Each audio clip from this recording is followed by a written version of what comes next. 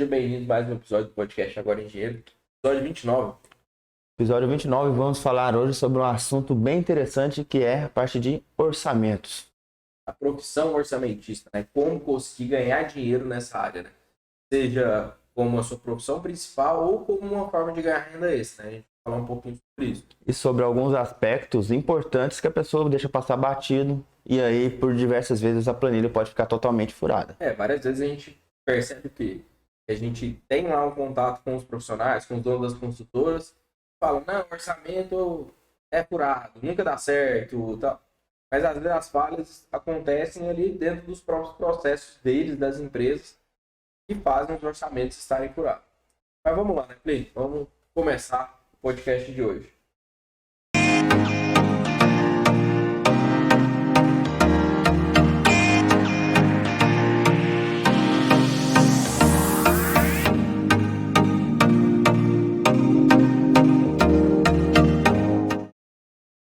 Pessoal, vocês que estão aí e ainda não seguem o canal Agora Engenheiro, sejam bem-vindos, né, ao nosso canal. Ative as notificações, siga a gente, ative lá o sininho para sempre estar recebendo novidades sobre o podcast. A gente toda semana traz conteúdos diversos aí. A gente teve alguns recentes sobre LinkedIn. Então a gente fala tudo ali no aspecto de engenharia, no aspecto da parte educacional também, né, da graduação de engenharia. Então, se você não segue a gente, siga a gente para poder ajudar a gente a disseminar esse conhecimento de engenharia para mais pessoas. Mas e você, Plínio? Onde as pessoas te acham nas redes sociais para falar sobre engenharia? Bom, eu estou no Instagram como Plínio_Pires, no TikTok Plínio.Pires e aqui no E Agora Engenheiro, no canal E Agora Engenheiro no YouTube, todas as quartas-feiras no podcast e as quintas-feiras ali sendo liberado em todas as plataformas de áudio, né? Então, eu faço vídeos também aqui no canal sobre engenharia diagnóstica, eu solto alguns vídeos específicos sobre isso. E pessoal, para quem não me segue, eu estou tanto no TikTok quanto no Instagram, rafaelespindola.enge. Siga a gente lá para a gente bater um papo sobre engenharia, sobre alguns assuntos diversos. E a gente traz aí toda semana várias novidades com relação a esse universo. Mas vamos lá, né? Sem delongas, vamos começar. Aspecto de hoje, né? O principal tema, profissão orçamentista, né? Como poder ganhar dinheiro. Orçamento é aquela coisa, né, Plínio? Várias vezes a gente vê aí as pessoas levando uma forma como se fosse simplesmente lá e colocar um preço geral. 500 mil, não, acho que dá para fazer aquela obra. E a gente sabe que não é bem assim, né? Esse acho que dá que é o complicado, né? Você não pode achar que dá, você tem que ter um mínimo de uma segurança ali para pegar um serviço ou para dar um preço para alguém, porque é bem complicado. E essa parte de orçamento, né, a gente pode falar, e até por experiência própria, né, desde que eu formei, você também, né, você começou nessa área de orçamento, ainda no estágio, eu sempre ganhei dinheiro extra com isso. Eu tinha lá meu salário, eu saí empregado, mas eu sempre tentava ganhar um dinheiro extra. A gente nunca está satisfeito. E hoje, no momento do país, mais do que nunca é importante a gente ter formas de ganhar dinheiro, e o home office veio aí para poder ajudar a gente. Esse pode ser até o Júlio, né? Ter 3 empregos ao mesmo tempo lá, e muitas das vezes esses empregos sem sair de casa, sem ter que mudar de cidade. Então, a parte de orçamento, né, se a gente pesquisar em plataformas como a Cap, tem várias vagas de emprego para home office. Então, você pode, sem sair de casa, ganhar dinheiro. Eu falo isso por quê? Porque o mercado hoje, eu vejo muitas reclamações, tá pagando pouco. O próprio mercado, ele vai se regular ali para oferecer o que eles estão podendo naquele momento. Então, é importante você ter aquele emprego? Sim. Por quê? Porque ali você vai pegar uma bagagem, vai pegar uma experiência, principalmente para quem está recém-formado. Mas você pode, não precisa estar satisfeito com aquele valor. Você pode ganhar 3, 4 mil naquela empresa e ganhar mais 3, 4 mil fazendo orçamento durante a noite. Então, é uma forma de você ganhar um dinheiro extra e continuar aí, né, o sonho na engenharia. Não precisa virar Uber, tá, pessoal? Se quiser virar também, né? Pode virar, nada contra o Uber, né? A gente precisa bastante. Justamente. É um requisito, né? É um requisito. E aí, pode sim se tornar uma profissão, tanto como a principal, como uma profissão auxiliar, né? Para você exercer, fazer alguma coisa extra ali. E o orçamento é bem interessante. Quem trabalha com engenharia eu recomendo dar uma estudada realmente no orçamento, tanto para entender as planilhas, quanto para, se precisar executar. Volta e meia você vai precisar executar, você vai cair numa planilha orçamentária, né? E aí, se você precisar fazer, será que você está preparado para fazer uma planilha orçamentária? Será que você sabe quais são os principais itens que não podem faltar de jeito nenhum? Né? Você sabe o que é um BDI? Então, assim, você pode ganhar dinheiro como sendo uma profissão principal, como sendo uma profissão auxiliar. E se você não quer trabalhar com orçamento, eu recomendo fortemente que você pelo menos entenda essa parte de orçamento, tá? Porque é dinheiro, né? E muitas vezes ou dinheiro seu ou dinheiro do cliente, e ali pode quebrar uma empresa ou pode inviabilizar uma obra, e todo o lucro, todo o planejamento seu anual vai tudo por água abaixo por um orçamento mal feito. Então, pessoal, até para pensar, né, Plínio, uma coisa importante que a gente precisa citar é que as instituições de ensino, né, na própria graduação, a gente não tem um enfoque lá na sua graduação. Eu não tive, pelo menos eu tive uma disciplina que tratava, né, eu acho que provavelmente você também, é aquela parte de controle e orçamento. Controle de obras e orçamento. Aí você vai lá, aprende cronograma, BDI, aprende a fazer orçamento, um pouco de gestão da obra. Então não é uma disciplina específica. E outras matrizes que a gente está vendo hoje nem incluem ela diretamente, essas disciplinas. Então a pessoa sai da faculdade tendo uma noção superficial, não tem um estudo aprofundado. E toda obra precisa de orçamento. E o orçamento é o que define, né? Se vai, se não vai, se vai ser viável, se não vai. É muito importante a gente falar sobre isso.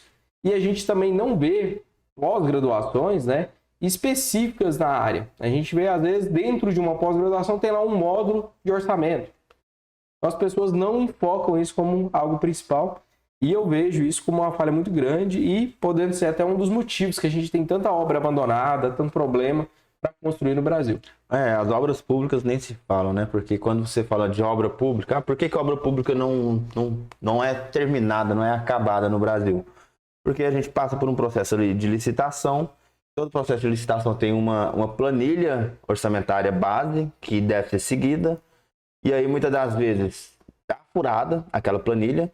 Para o pessoal pegar, ele ainda dá um desconto exagerado em cima da planilha que já está furada.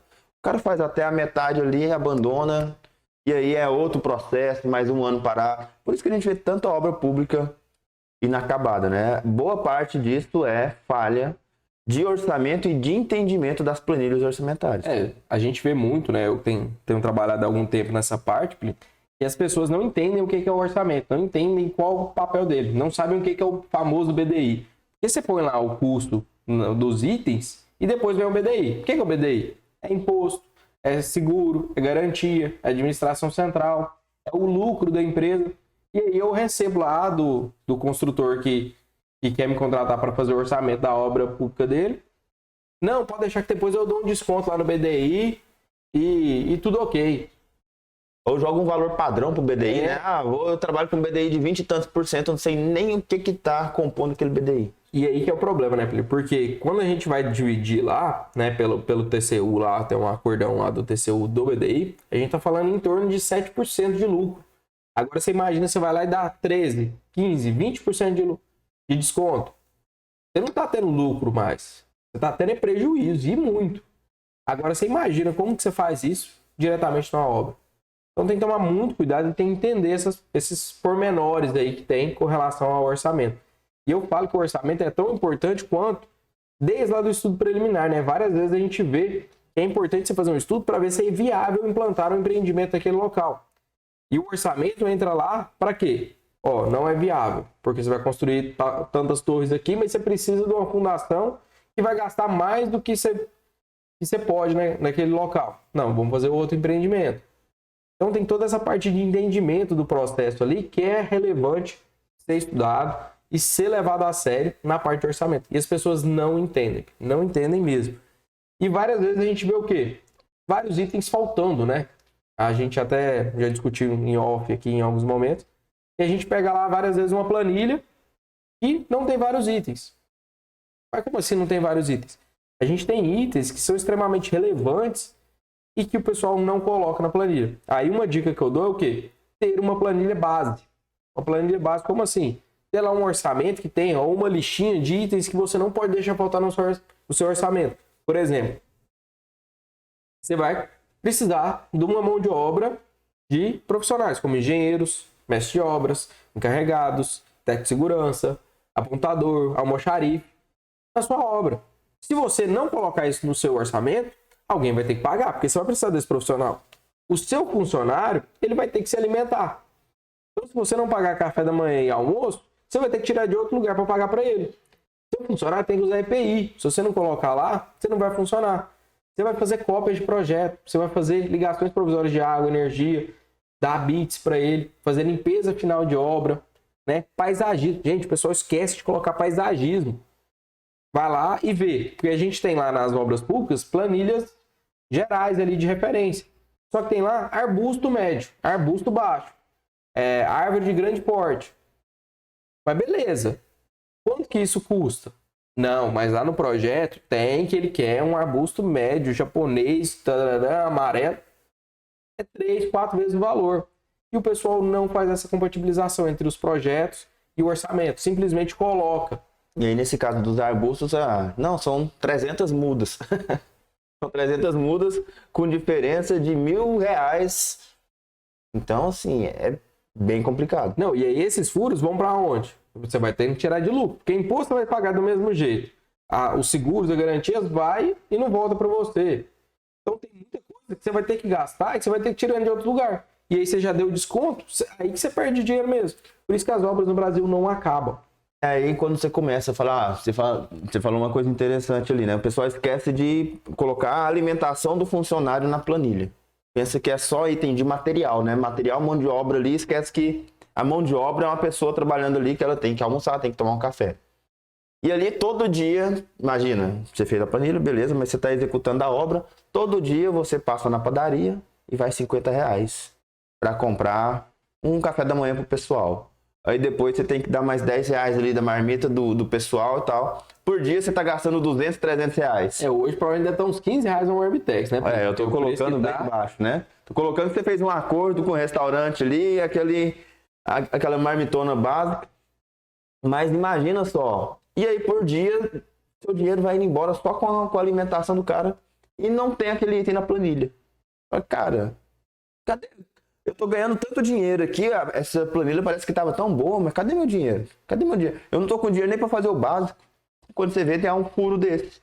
É um arbusto que a pessoa tá pagando, que fez uma cotação com base numa planilha base, né? Que depois a gente comenta que tem Sinap, tem CINFRA, tem Setop, SBC, TCPU, TCPO, PINI.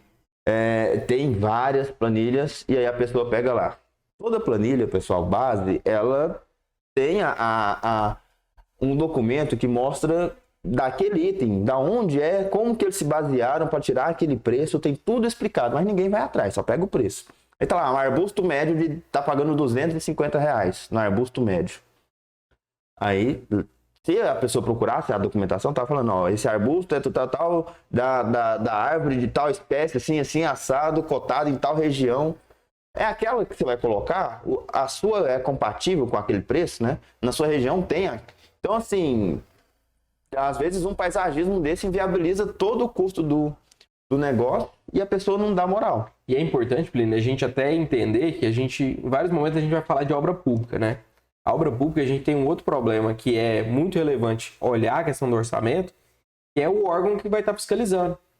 E uma coisa é você pegar um órgão maleável que vai entender, não, colocou lá a arvorezinha, beleza. Agora outra coisa é você pegar um órgão que é extremamente rigoroso e falar, eu não vou te pagar. Você vai perder essa, você vai colocar outra que eu quero, senão eu vou reter a sua medição, você não vai receber. Então não adianta. Tem órgãos aí que são extremamente específicos, rigorosos com relação a isso, e exigem que você cumpra o que está lá. Então não tem conversa, não tem, não, mas o seu orçamento não paga. Você aceitou, você deu desconto em cima aí. Quando você fez aquele registro lá, você está assumindo compromisso com aquilo. E quando dá um desconto, o desconto é na planilha inteira, né? Então cada item está sendo descontado aquele valor. E você teve disponível o projeto, você pôde visitar a obra e você assumiu aquele risco ao dar aquele desconto. Então a responsabilidade é sua. Você fez aquele compromisso. Isso dá um problema porque eu, como trabalho com engenharia diagnóstica, Tem muito caso desse sentido, de administração contratual, do que a pessoa firmou em contrato ali, do que ela consegue cumprir. E aí é um BO, porque a gente tenta lá na parte de contratos falar, ó, alguma coisa que não era previsível, né? Aí a pessoa consegue até ajustar o contrato.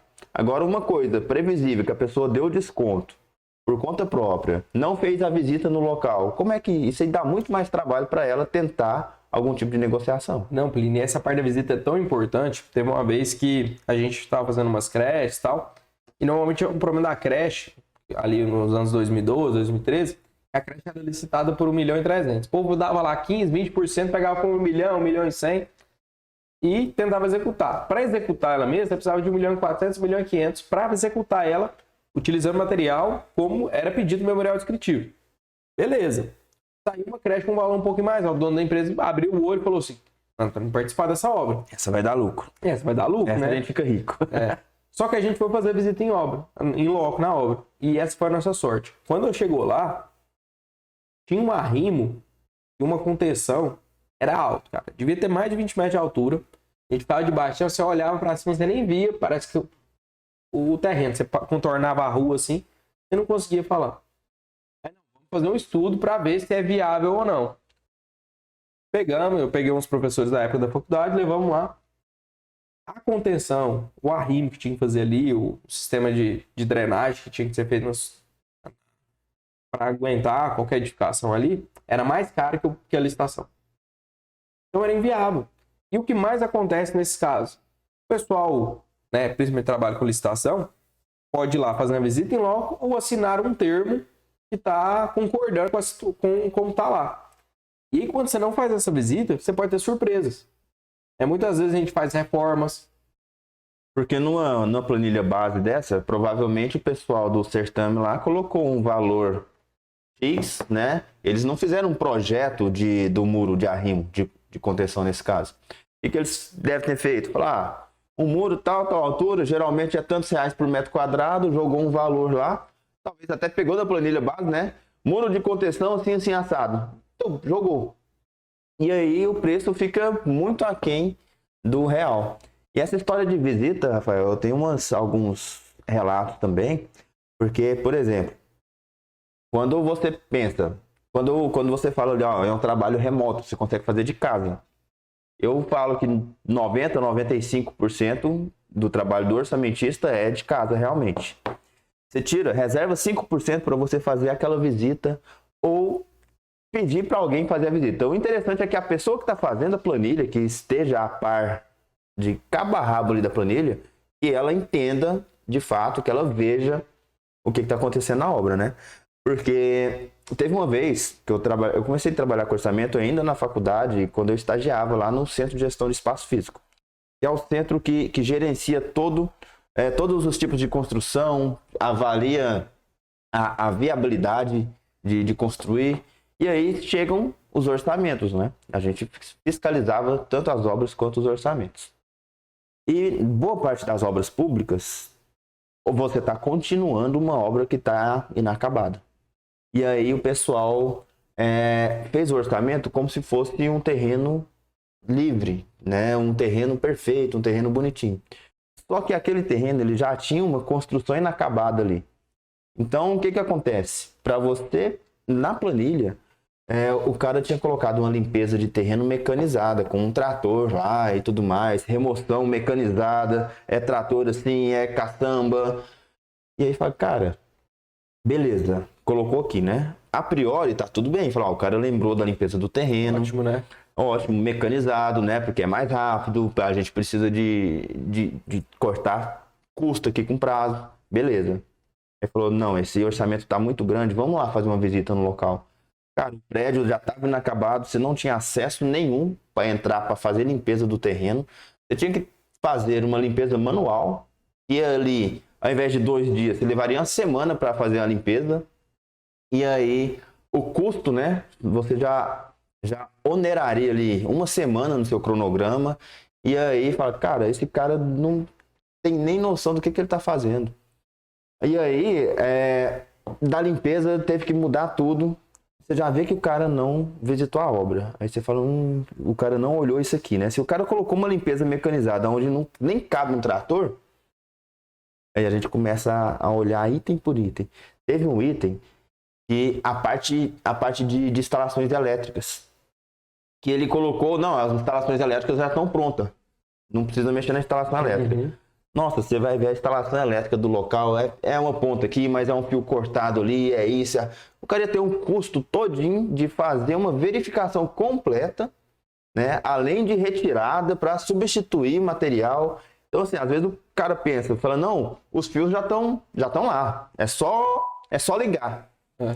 E aí ele esquece que fala, cara, tá tudo errado, o que ali tá atrapalhando o meu serviço. Aquele fio ali vou ter que perder um tempo retirando aquilo ali, montando, fazendo uma análise, e aí é 2, 3 vezes o valor que ficaria, só porque, teoricamente, já era um material que estava lá e que o pessoal ia aproveitar, e na verdade era o contrário, estava atrapalhando totalmente a obra, e o custo foi lá para cima porque ia perder muito tempo para organizar.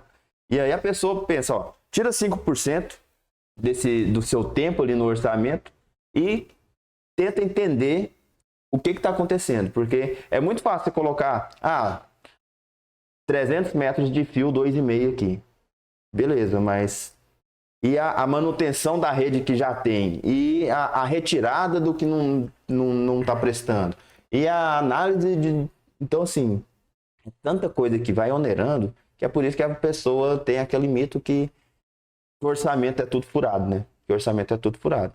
E é importante a gente até pensar, né, Plínio, que o bom da questão do orçamento é que você não precisa de um curso separado. Se você fizer uma pós, um curso, alguma coisa, ótimo que você vai estar pegando conhecimento, que a graduação a gente já discutiu que não traz. Mas você não precisa ter uma especialização, um mestrado, um doutorado, sabe? Você não precisa de nada. Você tem na carteirinha do CREA, tá ativo ali, você pode fazer orçamento, você pode trabalhar na área. Uma outra coisa que eu acho que é interessante a gente entender, que é a questão de valor. Se você for um profissional que vai atuar como um engenheiro orçamentista de uma empresa, você pode estar ganhando ali hoje em torno de uns 7 mil reais, 7 mil, 8 mil reais, em média. Mas você vai trabalhar 40 horas naquela empresa. Só que o que eu trago interessante, que igual a gente trouxe, o home office, você pode ganhar por fora. Só que uma das principais dúvidas que as pessoas têm é como precificar esse valor, né? Como cobrar a questão do orçamento. Esse é um problema muito difícil de falar. Porque até mesmo, Plínio, eu preciso que você faça um projeto para mim. Como é que você vai precificar? Muitas pessoas atuam o quê? A gente sabe muito bem que o metro quadrado não é a mesma coisa. O metro quadrado de um galpão é de um jeito, o metro quadrado de uma casa é de um outro jeito, o metro quadrado de uma casa de alto padrão é de um jeito, de baixo padrão é outro. São diferentes. Eu falo que até o cliente influencia no nosso preço. Se você vê um perfil de um cliente que é exigente, que vai te cobrar, ou que anteriormente já te deu dor de cabeça, já te deu trabalho em alguma coisa, você tem que cobrar mais. Se ele vai te exigir mais visitas, então você tem que saber cobrar muito mais pelo quanto você vai gastar do seu tempo, da sua hora, para precificar, do que simplesmente só olhar a obra. Tem obras que você, por menor que ela seja, ela tem que ter um valor maior, porque vai te exigir visitas, o cliente é complicado, são detalhamentos que você vai precisar fazer ali, que às vezes não são corriqueiros, você vai ter que fazer uma pesquisa muito maior. Então, quando você for fazer, né, precificar aí para ganhar o seu dinheiro extra, cuidado, não simplesmente adote, que a maioria das pessoas faz, não, é igual projeto, R$5 metro quadrado de projeto de arquitetura, mais R$8 os estruturais, porque todo mundo fala nisso, né? Aí chega lá um dos cortes que a gente postou dos últimos podcasts, projeto a R$1.000, né? Qualquer projeto aí, R$1.000 já faz. Não é assim. E o orçamento, geralmente, nessa lista de valores de projeto, tá lá, projeto R$5, R$8, R$15, e o orçamento geralmente R$2, R$2 por metro quadrado. Mas, cara, de onde você tirou isso? Às vezes você vai ter que fazer visitas fora de hora. Eu mesmo estava fazendo uma visita agora, nesse final de semana, tive que fazer no domingo a visita, porque a pessoa precisa com urgência. Então, assim, eu tive que fazer no domingo, gastei meu resto do domingo planejando isso e trabalhando segunda, terça para entregar o orçamento para a pessoa. Qual que é o custo disso? Eu tive que parar, passar na frente de todo o resto. Qual que é o custo disso? Será que isso aí vale os mesmos o mesmo orçamento que eu tô com tempo tranquilo ali, que tem um pessoal me ajudando, né, que a cobrança não tá tanto. Será que o valor é igual? Né? Então, assim, tem que tomar cuidado. E eu vejo, Rafael, dá uma dor no coração, muitos profissionais, engenheiros velhos, fazendo orçamento, tipo assim, só no CUB, só pelo CUB, só pelo custo unitário básico, que é o custo por metro quadrado de edificação. Nós temos, né? Nós temos hoje os CUBs de acordo com o padrão, de acordo com o tipo de edificação, etc. E ali você fala, uma casa de baixo padrão tá ali R$1.000, R$1.200 o metro quadrado. E ali com base, R$1.200 é 100 metros, 100 metros não, uma casa de baixo padrão coloca 50 metros, então o valor é X. Vou gastar isso para fazer. E aí ele esquece de avaliar o terreno, ele esquece de fazer uma visita no local. E fica com aquilo ali, eu já vi muita gente dando preço, pegando o preço de obra só com base nisso. Então, a experiência, pessoal, a experiência. Mas eu já trabalho há tanto tempo, eu sei quanto é que eu vou gastar numa casa dessa. No seu caso, vocês executavam várias creches. Você sabia de cabo a rabo ali qual era o valor que você gastava numa creche. Mas naquele caso específico, tinha um danado do muro de arrimo que já era o valor da creche inteirinha. E aí? E se você pega uma creche dessas e fala, não, eu tô acostumado a fazer. Isso aqui a gente vai gastar 1 milhão, a gente faz isso aqui, ó. O cara tá pagando quase 2, já é nessa obra que eu fico rico. E aí, você tem uma surpresa. E uma outra coisa interessante, né, Plínio, que eu já fiz até um estudo com relação a isso, é uma atenção muito importante que as pessoas têm que ter com o CUB. O CUB, ele é muito útil para a gente fazer uma perspectiva inicial de um processo, né? Vai dar em torno de tal valor, mas mesmo assim, quando eu uso o CUB, eu jogo de 20% a 25% a mais. Porque se você for ver lá nas entrelinhas do que está incluído no custo que eles adotam para o CUB, tem um monte de coisa que não está. E aí você começa a listar terreno, fundação, equipamentos como elevador, bombas, não tá, paisagismo não tá, a fundação não tá. Então, na hora que você começa a listar vários itens que não estão inclusos lá, a gente está falando em torno de 20% a 25% de defasagem do preço real. Então, se você olhar o CUB e dar o preço em cima do CUB, você vai literalmente se lascar com relação a isso. Você precisa pensar muito bem antes de utilizar esses planos. Você precisa entender. Então, é muito importante entender que você precisa saber colocar essa margem para poder utilizar ela de forma correta. Porque senão o CUB pode ser um grande vilão.